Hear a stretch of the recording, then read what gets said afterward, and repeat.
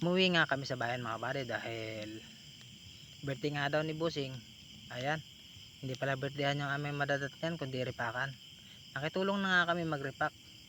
Ayan mga pare, isa naman daw alak ang bili niya, bigas na lang daw para pati pamilya namin makakatikim.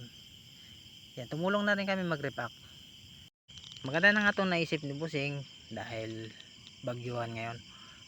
Wala na rin kami maisaing, buti na lang nag-birthday si Busing. Yung pa-birthday niya binigay na lang sa amin. Maganda na nga itong naisip ni Busing dahil sa panahon ngayon mahirap ang pasaing.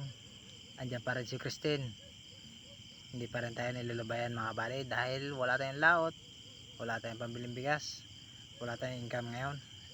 Buti na lang nag-birthday si Busing dahil yung kanyang pang-birthday, ayan, nire-repack na namin. Salamat naman kay Busing dahil hindi pa nga tapos mag-repack. Ayan mga buddy, mayroon nang dumarating na rin yung aming mga kasamahan sa laot.